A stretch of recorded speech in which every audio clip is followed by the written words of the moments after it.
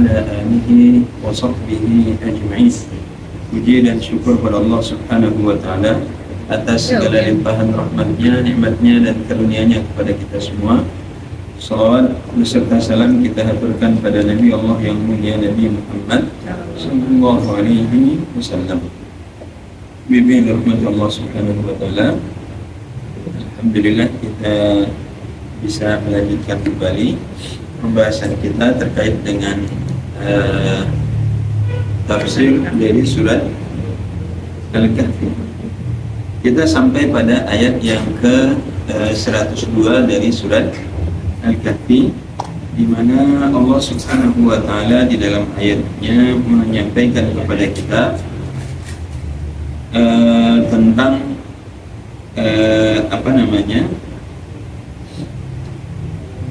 teguran, kritikan atau peringatan lebih tepatnya kepada orang-orang yang menjadikan selain Allah sebagai tempat bergantung, menjadikan selain Allah sebagai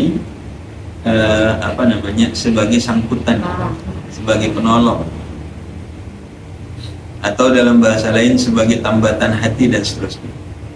Nah, di dalam ayat 102 ini Allah Subhanahu wa Ta'ala sampaikan, A'udzu billahi minasyaitonir rajim. Afahasibal ladzina kafaru ay yattakhidhu ibadi min duni awliya inna a'tadna jahannama lil kafirina nuzula. Afahasiba, apakah menyangka, siapa yang menyangka, alladzina kafaru, orang-orang kafir, atau dalam urutan bahasa Indonesianya, apakah orang-orang kafir itu menyangka, mengira ayyattakhidhu ibadi min duni awliya, bahwasanya mereka akan dibiarkan saja begitu saja menjadikan selain aku, kata Allah, sebagai wali, sebagai pelindung, sebagai penolong.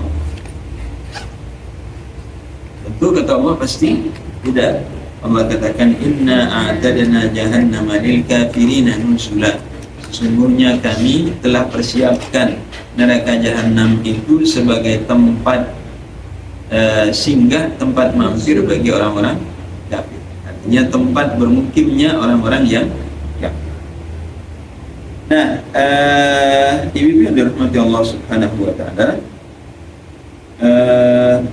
di sini ditegaskan, kalau kita lihat ke dalam tafsir misalnya terkait dengan ayat yang 102 ini, di antaranya di dalam tafsir Jalalain disebutkan, siapa-siapa sajakah yang pernah dijadikan sebagai tambatan hati, sebagai penolong bagi orang-orang kafir.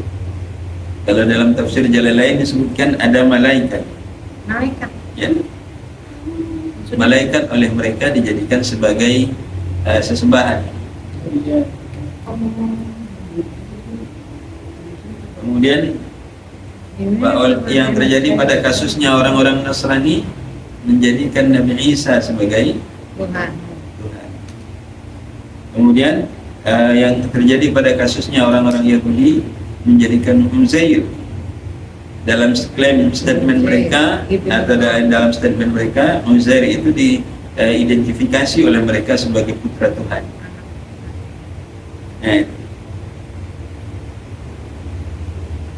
Nah, kata aulia yang ada di dalam ayat ini itu arbaban, Rabb, Tuhan yang disembah. Ya, jadi menjadikan seseorang sebagai wali, sebagai aulia, itu puncaknya nanti ada pada kategori menjadikan mereka sebagai sesembahan. Nah, nanti tentu akan ada yang bertanya, bagaimana dengan kalimat waliullah, ya kan? Nah, di sini ibu-ibu yang dirahmati Allah Subhanahu wa Ta'ala, ungkapan aulia atau wali yang ada di dalam ayat ini dengan ungkapan wali yang digunakan pada saat mensifati orang-orang saleh yang disebut dengan istilah waliullah, kenapa yang di sini masuk surga, kenapa yang satu masuk surga sementara yang lain masuk neraka? Itu bisa kita lihat berdasarkan tingkat keselarasan, tingkat kesesuaian dari apa yang mereka lakukan dengan Quran dan hadis. Ya, jadi pada saat orang-orang Nasrani menjadikan Nabi Isa sebagai, taruhlah kita gunakan sekarang istilah yang paling sederhana, istilah yang paling dekat dengan kita dulu, dengan istilah wali. Kita lihat perilaku dari orang-orang Nasrani dalam menisbatkan, dalam menempatkan posisi Nabi Isa, kita gunakan saja istilah wali. Ternyata apa? Predikat istilah wali yang mereka gunakan ini, perilakunya ternyata apa? Menyimpang dalam bentuk memutus hubungan mereka dengan Allah, atau menjauhkan hubungan mereka dari Allah Subhanahu wa Ta'ala. Jadi, atau dalam istilah lain, menjadikan posisi Nabi Isa itu jauh lebih besar dibandingkan dengan Allah.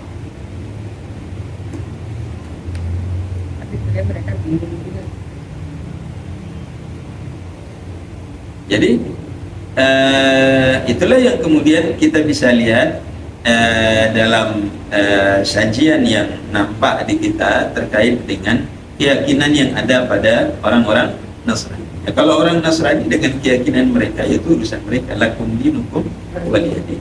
Nah, cuma kita harus memahami, kita sebagai seorang muslim, ketika kita mengatakan itu salah, titik salahnya dari mana? Nah, ini yang kita kemudian perlu kenali.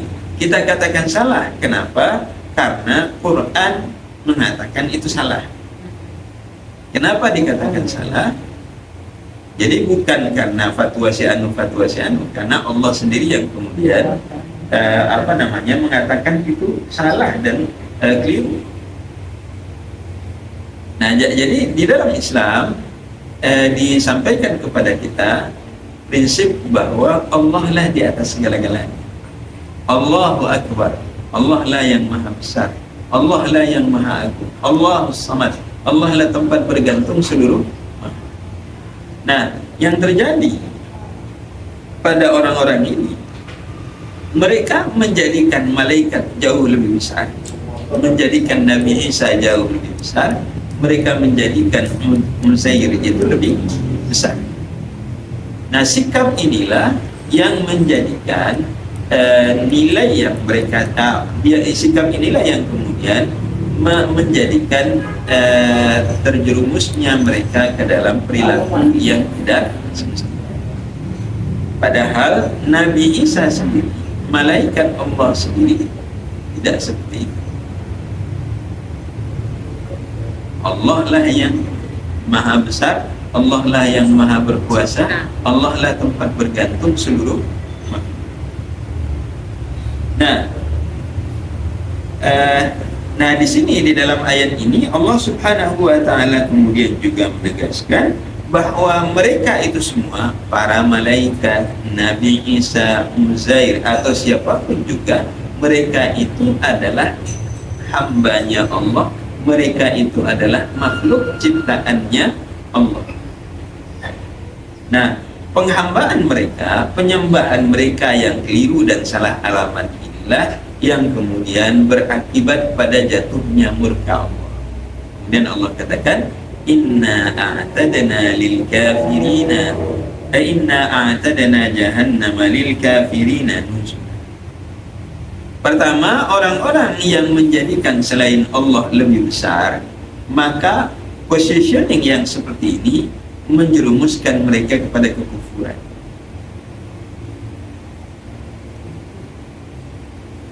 Ya, inilah yang kemudian menjerumuskan mereka kepada kekufuran. Atau dalam istilah bahasa lain, dewa yang digunakan dalam istilah agama Hindu atau Buddha. Ya, kalau bagi orang Hindu atau Buddha itu haknya mereka. Tapi kita di dalam Islam harus memahami bagaimana sikap Islam terkait dengan ini. Nah, di dalam keyakinan yang ditegaskan oleh Allah di dalam Quran, yang ini kemudian menjadi keyakinan kita sebagai seorang Muslim, keyakinan yang seperti itu adalah keyakinan yang keliru. Nah, ketika orang berkeyakinan yang seperti itu, inilah yang kemudian berakibat Waalaikumsalam. Ya, silakan. Maaf ya. Inilah yang kemudian menjadikan mereka dilemparkan oleh Allah kepada neraka. Ya. Nah, di sini ada penjelasan. Ya. Di sini Imam Ibnu Katsir mencantumkan ayat yang lain untuk menjelaskan tentang hal ini. Di antaranya di dalam surat di sini tidak disebutkan suratnya, saya cari dulu.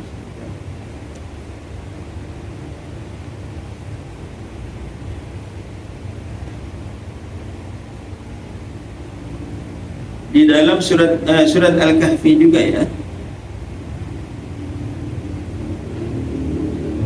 Oh, ayat surat Al-Kahfi ayat 101-nya. Di ayat 101-nya itu kan Allah katakan alladzina kanat a'yunuhum fi ghita'in 'an dzikri. Mereka dikatakan kufur, kafir karena apa?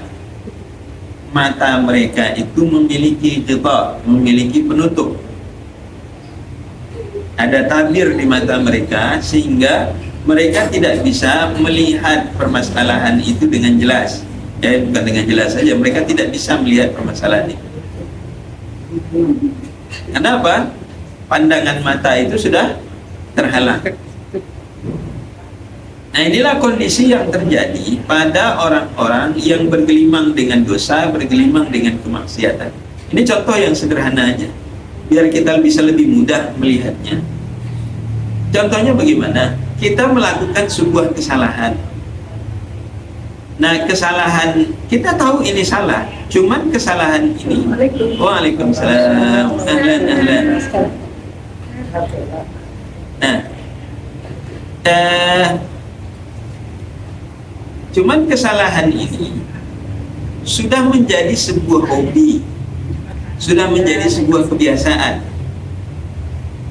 Pada saat sebuah kesalahan menjadi sebuah hobi, menjadi sebuah kebiasaan, maka yang akan terjadi apa? Yes.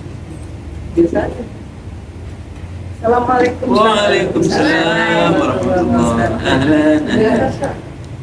Oh, pakai bangku ya di atas saja. Ya, duduk.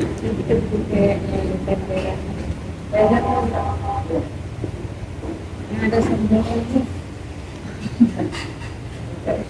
Masih nih di tempat ada sini. Nenek nih. Aduh, nenek yang semangat. Ahlan. Ya. Jadi airnya duduk kita lagi bangun sih. Bisa. Sampai keringetan. Ya, sambil kita lanjut. Nah, jadi Allah Subhanahu wa taala katakan alladzina kanat a'yunuhum fi ghita'in. Jadi orang yang kafir itu mata mereka ada ghita'. Ini ya, kita manusia ini fitrahnya adalah baik.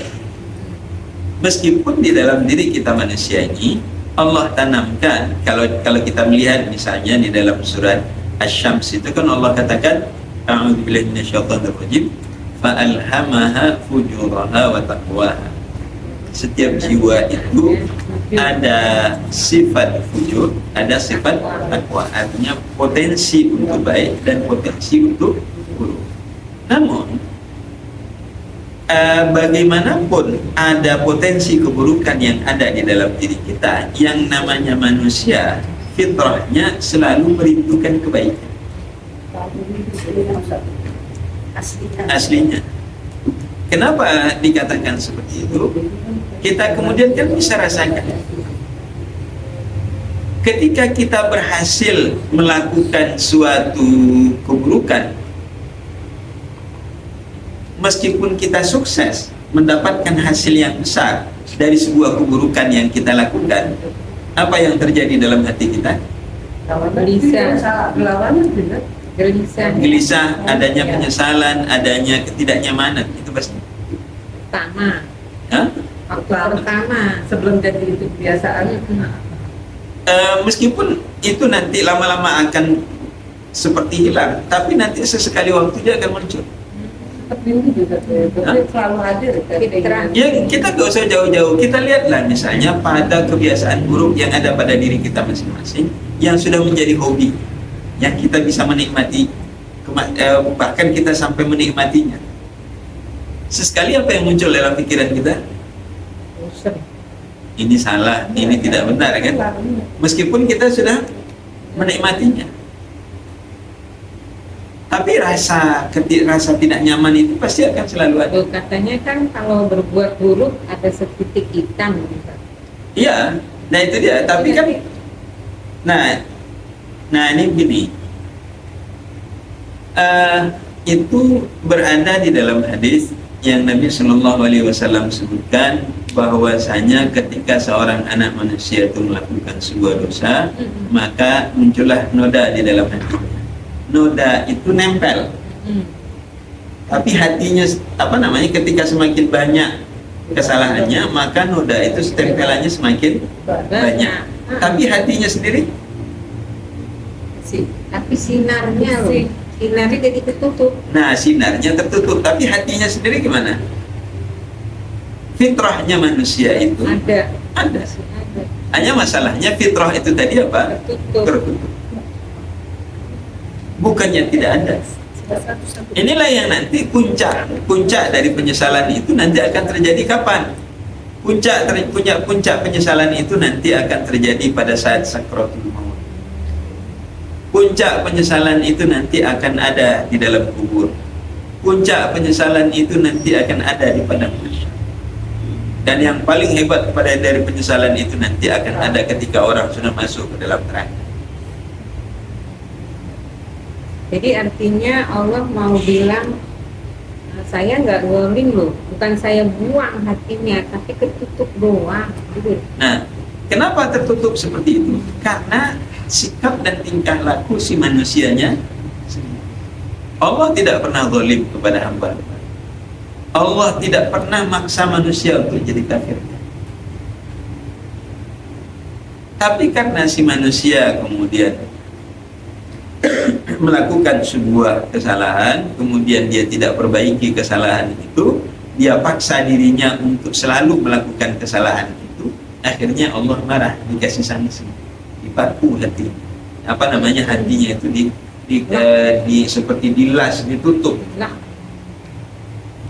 Itulah yang ada pada surat Al-Baqarah di awal itu. Innal ladzina kafaru sawa'un 'alaihim a anzartahum am lam tunzirhum la yu'minun. Khatamallahu 'ala qulubihim. Khatam, hatinya itu dipatri. Seperti ini, hati itu kan ada pintunya. Ya kalau kita istilahkan ya, ada pintunya. Pintunya itu udah nggak bisa lagi, susah untuk dibuka. Kan kalau kita sering baca gitu kan di situ Allah yang Allah kan ada juga yang memberikan kayak akhirnya menentukan orang itu masuk surga, padahal kan dia melakukan perbuatan buruk juga gitu misalnya. Pada akhirnya kok yang satu bisa menjadi taat, dan satu jadi tidak taat gitu, pada akhir hayat itu. Jadi kalau kita bicara tentang puncak dari takdir, artinya puncak dari takdir itu keputusan final yang dari semenjak dulu itu kan, sebelum manusia ini diciptakan Allah sudah tahu siapa yang mau masuk surga, siapa yang masuk neraka. Itu Allah Maha berkuasa di atas segala-galanya, dan kita tidak bisa nanya-nanya Allah tentang itu. Cuman yang paling penting bagi kita untuk yang penting untuk kita cermati adalah pembeli. Pada saat proses itu kita jalani, pada saat proses itu kemudian berjalan, pada saat proses kehidupan itu berjalan, kita kemudian bisa merasakan apa yang bisa kita rasakan, sebagaimana yang sudah Allah juga tegaskan di dalam ayat, bahwasanya kita manusia ini dipersilahkan oleh Allah apakah akan beriman atau kafir. Kita merasa terpaksa nggak? Ada nggak seperti dipaksa untuk beriman atau seperti dipaksa untuk Enggak. Allah berikan keleluasaan kepada kita manusia ini untuk menentukan sikap pilihan kita mau apa. Dan pada saat kita menentukan sikap dan kita menindaklanjutinya dengan berbagai macam perbuatan-perbuatan yang kita lakukan, yang mana perbuatan itu juga memiliki dampak dan pengaruhnya pada sikap dan tingkah laku kita, Allah tidak pernah maksa-maksa kita, tidak pernah jorokin kita. Atau ini Ustaz, kan kita diberi akal sama Allah ya. Oleh karena kita diberi akal, kita bisa menentukan kita kafir atau mukmin kita. Nah, jadi Allah berikan kepada kita akal, Allah berikan kepada kita hati. Ini semuanya tempatnya ada di dalam hati ya, untuk merasakan, untuk membuat analisa, kajian, pertimbangan, itu semuanya Allah berikan kemampuan itu pada diri kita. Allah berikan kepada kita keinginan untuk melakukan sesuatu. Nah, cuman keinginan ini ada dua modelnya, keinginan untuk baik dan keinginan untuk. Cuman Allah juga berikan kepada kita jalan, sarana untuk mengendalikan keinginan. Siapa yang sholat, maka Allah akan menjaga dia dari perilaku buruk. Siapa yang meninggalkan sholat, maka dia akan kehilangan kendali pada dirinya pada apa? Perilaku buruk. Karena dalam ayat Allah katakan, Inna sholata tanha 'anil fahsya'i wal munkar. Ini kan sarana. Nah, sarana ini kita pakai atau tidak? Makanya disinilah Allah kemudian akan tanya pada kita, kamu ngapain? Kamu kan sudah dikasih ini, kamu sudah dikasih. Kan ketika orang digiring oleh malaikat pada saat akan dilemparkan ke dalam neraka, orang-orang yang dilemparkan ke dalam neraka itu kan ditanya sama malaikat, memangnya tidak ada rasul yang datang kepada kalian?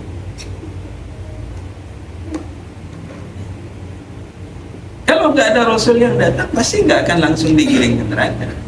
Ada lagi tempatnya sendiri, mereka akan diberikan ujian sendiri, itu lain lagi. Yang saya maksud ini yang sama-sama berbuat jahat. Kayaknya untuk pada akhirnya dia tidak dapat keseluruhan yang itu besar gitu maksud saya itu. Kan padahal dua-duanya sama-sama melakukan. Biar mudah, kita contohkan saja pada ada Fir'aun satu, ada orang yang sudah membunuh 99 orang. Ya kan? Nah, Fir'aun itu melakukan berbagai macam kemungkaran dan segala macam. Begitu juga dengan 9 orang yang sudah membunuh 99 orang. Kepada Fir'aun Allah utus Nabi Musa. Coba kita lihat bagaimana proses. Nabi Musa datang mengingatkan Fir'aun, tapi bukan hanya dengan omongan doang, enggak. Bukti. Ada bukti yang luar biasa yang Allah tunjukkan.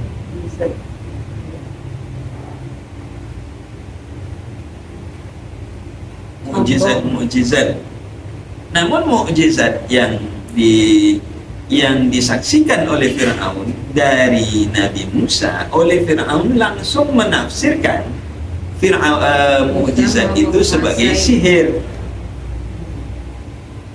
Oh, ini sihir. Kata Fir'aun, dia punya banyak anak buah tukang sihir. Paling kau ilmu kamu aja lebih tinggi daripada mereka, kan? Kata mereka. Innahu lakabirukum alladhi 'allamakum as-sihr. Itu keyakinan yang asumsi yang dibangun oleh Fir'aun pada saat melihat mukjizat itu. Yang padahal tukang sihir Fir'aun sendiri pada saat melihat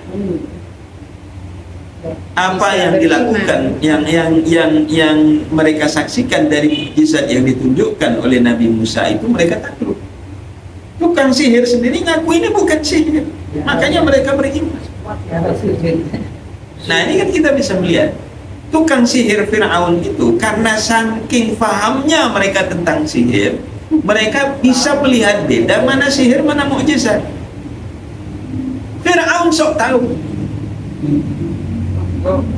Langsung saja Fir'aun itu membangun sebuah anggapan bahwasanya ini adalah sihir yang lebih hebat.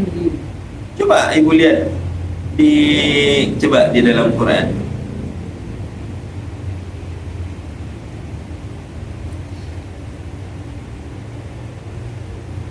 Nah, ini di dalam surat Thaha, surat ke-20 ayat 71.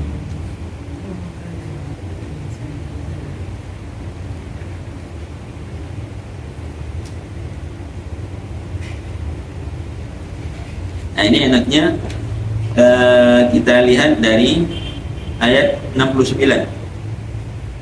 Ayat 69 itu kan di situ Allah katakan, perintah Allah kepada Nabi Musa, wa alqi ma fi yaminika talqaf ma sana. Jadi ketika tukang sihir Fir'aun itu sudah mulai melemparkan tali, yang dari tali itu terbayanglah seolah-olah tali itu berubah menjadi ular. Coba, sampai Nabi Musa pun khawatir pada saat itu. Ya, Karena nggak dikasih briefing dulu sama Allah jadi apa. Nah, tapi luar biasanya Nabi Musa ini taat sama Allah. Kata Allah, wa alqi ma fi yamin. Lemparkan apa yang ada di tangan kanan. Apa itu? Tongkat. Talqaf ma sana'u, maka niscaya kan tongkat itu ketika dilemparkan berubahlah tongkat tadi itu menjadi ular. Ular itu kemudian melahap seluruh ular jadi-jadian. Artinya tali itu tadi dilahap semua oleh Berapa tadi, Seth? ayat 69 dari surat 20. Innama sana'u kaidu sahir. Karena yang dilakukan oleh tukang sihir itu adalah tipu daya tukang sihir. Jadi sihir itu bukan merubah tali menjadi ular, tidak. Talinya tidak berubah menjadi ular. Yang terjadi apa? Pandangan mata orang yang ada pada saat itu ditipu oleh tukang sihir. Jadi apa? Seperti melihat ular, padahal dia bukan ular. Nah, kemudian Allah katakan wala yuflihu sahiru haitsu ata. Maka tukang sihir itu tidak akan pernah berbahagia kemanapun mereka pergi. Fa ulqiyas saharatu sujada. Ketika tukang sihir melihat mukjizat berubahnya tongkat menjadi ular, itu berubah, betul benar-benar berubah menjadi ular. Berbeda dengan perilaku sihir, ya. Itu tali itu tetap tidak akan pernah berubah menjadi ular. Yang ini tukang sihir Fir'aun itu betul-betul melihat tongkat itu berubah menjadi ular. Mereka lebih pengalaman. Karena setiap hari mereka mempraktikkan sihir itu, mereka betul-betul bisa melihat perbedaan antara mukjizat dengan sihir. Maka kemudian apa? Karena begitu takjubnya mereka bahwasanya yang terjadi itu adalah tongkat benar-benar berubah menjadi ular, mereka langsung sujud, bertaubat kepada Allah. Qalu, mereka katakan, amanna bi Rabbi Musa wa bi Rabbi Harun wa Musa. kami beriman dengan Tuhannya Harun dan Musa. Coba lihat, bukan dengan Nabi Musa nya, tidak. Di Rabbi Harun wa Musa. Kita lihat apa komentar Fir'aun. Fir'aun mengatakan, amantum lahu qabla an adana lakum. Kenapa kalian beriman kepada Musa sebelum kalian minta izin sama aku? Tersinggung Fir'aun. Innahu lakabirukum alladhi 'allamakum as-sihr. Nah, ini yang tadi saya katakan. Sesungguhnya dia Musa itu guru besarnya ilmu sihir. Jadi kamu berguru aja. Kalau kalian durhaka kepadaku, kata Fir'aun, tetap beriman kepada Tuhannya Musa, la uqatti'anna fala uqatti'anna aydiyakum wa arjulakum min khilaf. Akan aku potong tangan dan kaki kalian secara bersilang. Wala usallibannakum fi judu'in nahl. Dan akan aku salib kalian di pohon-pohon kurma. Wala ta'lamunna ayyuna ashaddu adzab wa abqa. Dan kalian akan tahu azab mana yang lebih hebat. Ini saya Fir'aun ingin menunjukkan kekomahan dan keagungan. Nah, ini coba lihat, omongan inilah yang pada akhirnya ketika Fir'aun ini tidak mau bertobat, dia mati dengan hina, tenggelam di laut, kelelep. Raja besar mati kelelep, Gak bisa berenang deh. buruk sekali.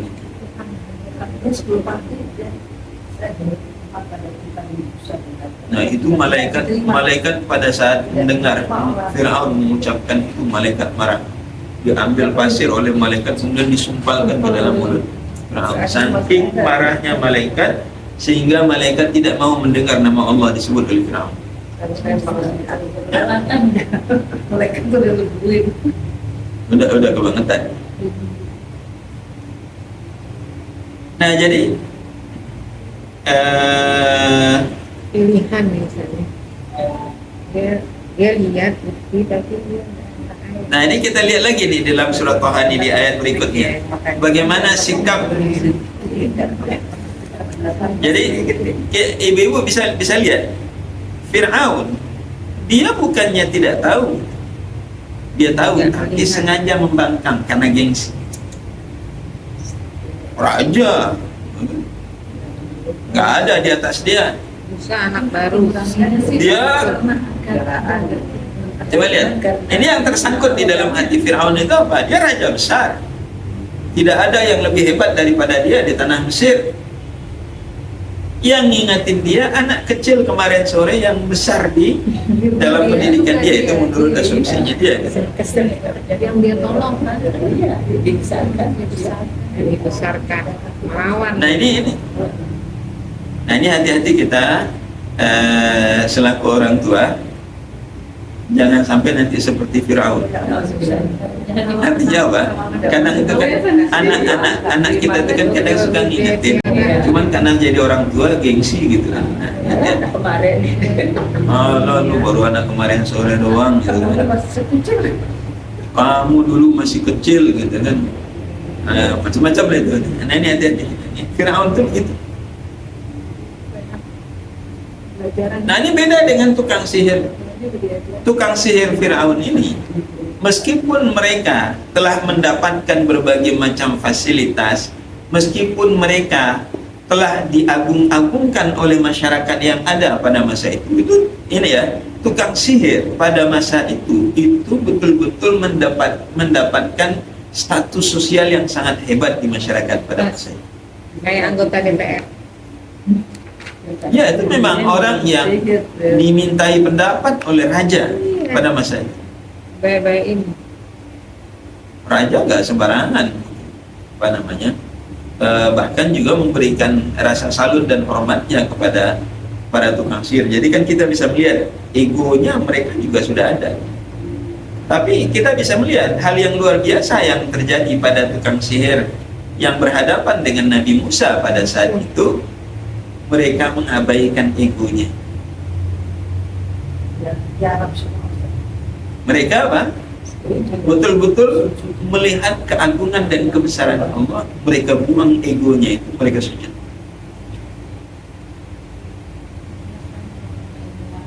Hidayah. Hah? Hidayah. Iya, karena mereka bertindak itu. Iya. Kan padahal apa? Mereka berhadapan dengan ancaman yang sangat berat dari Firaun. Jadi diancam, coba. Ancaman Firaun itu tangannya dipotong dan kaki dipotong, itu kan darah masih meleleh. Itu enggak, darahnya enggak di stop. Langsung disalib di batang kurma, dibiarkan begitu sampai mati. Jadi matinya perlahan-lahan.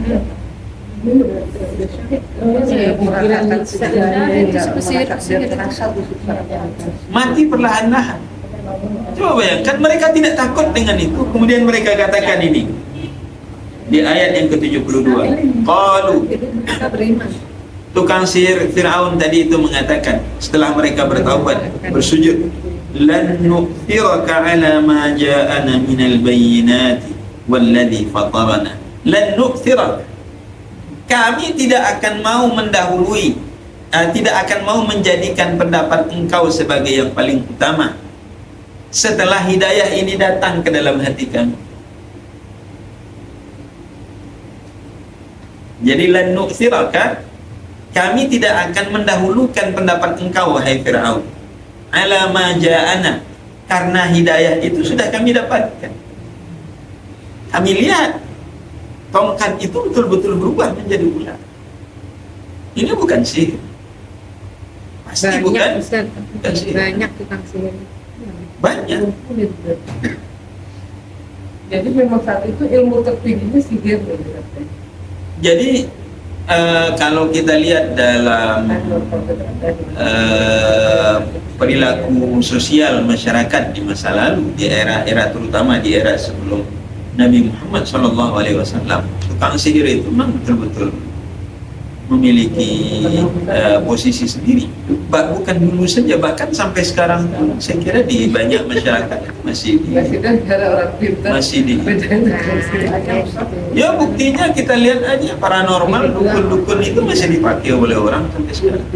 Guru spiritual. Nah, dikasih gelaran macam-macam. Seperti pesulap itu kan dia sihir ya. Nah, itu yang kita mata kita tadi cerita kok kayak kita lihat dari TV kok sepertinya mengalihkan itu. Ya, Kita juga kena sihir. itu namanya sihir, tipuan mata. Jadi sihir itu bukan barang asli, bukan sesuatu yang asli, tapi tipuan pandangan mata. Pakai jin juga. Ada yang pakai jin, ada yang pakai trik keahlian. Notis. Macam-macam lah, nanti kan bisa dilihat bagaimana sulap itu misalnya, bagaimana sihirnya sendiri yang menggunakan jin, bagaimana yang tidak pakai jin juga ada. Tapi artinya kan ada juga yang menunjukkan keahlian, kecepatan tangan kan, keahlian di dalam menggunakan cahaya. Itu bisa dilihat lah banyak di YouTube. Jadi itu tipuan pandangan mata, berbeda dengan apa yang terjadi pada tongkatnya Nabi Musa. Itulah yang membuat takjub tukang sihir ini. Berarti tidak ditipu mata kita saja. Kalau waktunya kalau tongkat yang Tahu itu tukang tidak. Oh, tidak. Ya itu makanya nggak nipu, berarti benar-benar asli. Kan itu benar-benar berubah menjadi, Makanya harus sihir kita juga. itu benar-benar berubah menjadi ular. Jadi ular. Tapi kalau Nabi Musa tukang sihir dia itu benar-benar ular gitu. Iya. Ya. Yang bisa lihat. Kan saya dulu waktu itu hijab di ada misalnya dia bilang dia jalan-jalan itu pas lihat sulap gitu kan. Nah, terus karena dia ngerti, dia tuh lihat sulap, dia membaca subhanallah walhamdulillah wa la ilaha illallah. Tukang sulapnya itu yang tadinya dia sulap, jadi ketahuan kalau ini bohong. Terus malam dia bilang, tolong kalau ada yang bisa ilmunya lebih dari saya, tolong jangan di gambar performance saya, pertunjukan saya jangan diganggu. Makan beli. Ya. Ada yang bisa betul. Apa namanya, itulah ragam macam model yang ada di masyarakat kita. Ada yang memang menggunakan kecepatan tangan atau kemampuan menipu pandangan mata, menggunakan efek cahaya macam-macam. Ada yang memang menggunakan jin dan seterusnya. Jadi ilmu sihir tuh nggak boleh dipelajari. Nggak boleh dipelajari. Gunanya apa? Gunanya apa? Gunanya mempelajari apa? Maksudnya buat Gunanya apa? Perang ya, Bel. buat menghilang. Apa gunanya? Nggak ada gunanya. Kalaupun ada gunanya, ya paling untuk show, untuk gaya aja, untuk menghibur aja, atau untuk sekedar lucu-lucuan aja, gitu. Terus apa lagi setelah itu? Itu nih Ya paling Zaman paling. kemerdekaan dulu kan banyak yang ada menggunakan media-media. Nah, makanya kalau yang berkaitan dengan melatih kecepatan tangan itu mungkin saja ada gunanya. Tapi kalau kemudian bekerja sama dengan jin, nah ini berbahaya. Tidak hanya air desa dari Ini berbahaya. Ini jinnya minta juga, ada yang diminta. Karena ada konsekuensi. Ada konsekuensi yang berlaku untuk itu. Manusia punya mau, jin juga punya mau. Manusia punya nafsu, jin juga punya nafsu.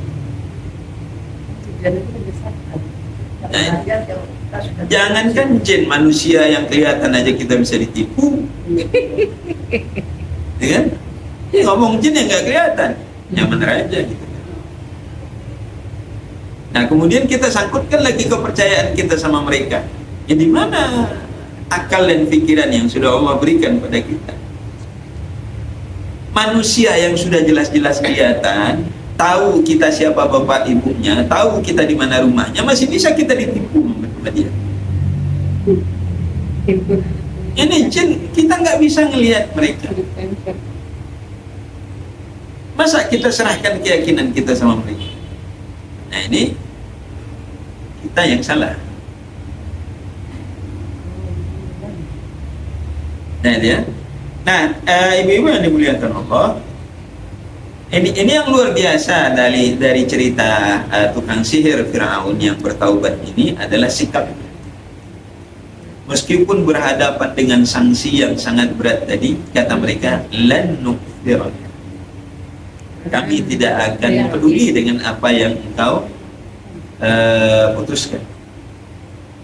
Kenapa? Kami sudah dapat hidayah. Qalu lan nu'thiraka 'ala ma ja'ana bihi minal bayyinat. Kami sudah mendapatkan hidayah, kami sudah mendapatkan pencerahan, kami sudah mendapatkan bimbingan yang sangat luar biasa. Sekali itu ya padahal. Sekali melihat. Nah, itu bedanya antara pakar dengan yang bukan. Antara pakar dengan bukan. Jadi tukang sihirnya Firaun itu bukan sekedar tukang sihir ecek-ecek kelas kami. Itu betul-betul pakarnya tukang sihir yang ada di negeri Mesir.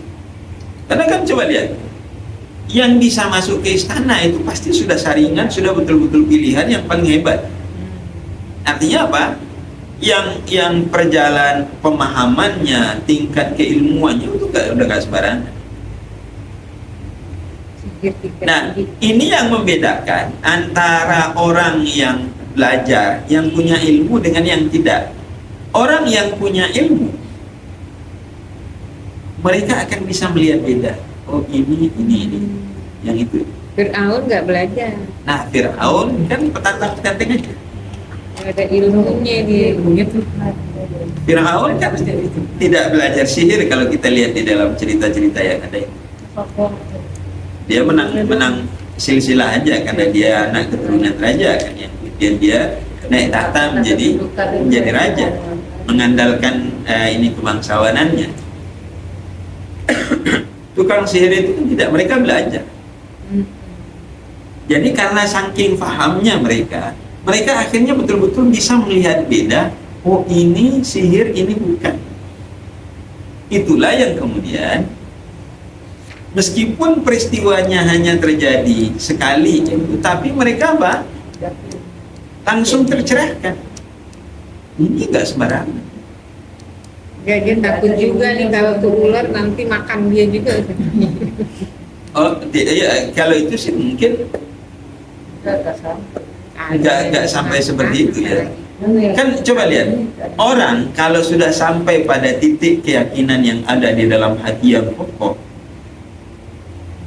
yang didasarkan kepada ilmu dan pemahaman yang mantap, itu apa kata orang, mereka kan nggak perlu. Ya peduli. Ya saya ini berhadapan dengan ibu-ibu para jamaah yang luar biasa nih. Urusan masak nasi kebuli, mau debat sama saya nggak pernah tahu kayak gimana masak nasi kebuli, gimana coba? Mau debat lagi sama ibu-ibu itu, coba diketawain sama ibu. Tahu Ustaz punya nasi kebuli modern. Kalau saya kan bisanya bantu makan aja kan, oh enak kan gitu doang. Ini gimana cara bikinnya, mau diapain, lu kan nggak tahu.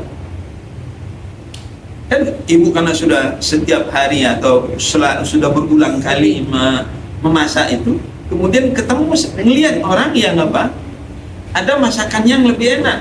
Setelah dilihat apa, oh ternyata ini yang ditambah sama dia itu apa? Tahu bedanya. Tahu bedanya. Nah, karena tahu bedanya tadi itu kenapa? Itulah yang kemudian ketika ada orang mau merubah lagi, bisa nggak? Udah nggak usah pakai ini, gimana kira-kira? Orang itu akan dimarahi. Kenapa? Ibu bisa melihat bedanya. Bisa melihat bedanya. Karena setiap hari dia, dari awal dia belajar itu, bumbu-bumbunya dia pelajari. Kemudian setiap hari dia praktekkan. Kemudian suatu saat bertemu yang lebih luar biasa, yang lebih hebat. Gimana? Dia mendapatkan inspirasi dari itu. Langsung ikut. Pasti langsung jadi idola, pasti langsung jadi. Kenapa? Jadi tukang sihir Fir'aun ini itu nggak ujuk-ujuk, Paham. karena mereka saking pahamnya mereka dengan sihir. Karena saking pahamnya mereka dengan sihir, disinilah mereka melihat beda antara sihir dengan mukjizat. Jadi Allah tuh tepat waktu misalnya. Nah, Maunya dia berubah nih, nah sekarang. nah itu kan sihir Fir'aun itu. Ketika mereka tercerahkan, bisa melihat beda yang luar biasa antara sihir dengan mukjizat. Meskipun berhadapan dengan ancaman dari Fir'aun setelahnya, ancaman itu bisa berakibat kepada kematian, dia tidak takut. Mereka tidak takut. Sampai mereka mengatakan, la nu'thiran, kami tidak akan peduli, tidak akan mendahulukan, Diapain dia? tidak akan mau mengambil sikap yang sudah engkau tunjukkan itu kepada kami. Sebab apa? Kami sudah dapat pencerahan dari pertemuan kami dengan Nabi Musa. Nah, kemudian kata walladzi fatarana, dan kami tidak akan pernah meninggalkan Tuhan yang telah menciptakan kami.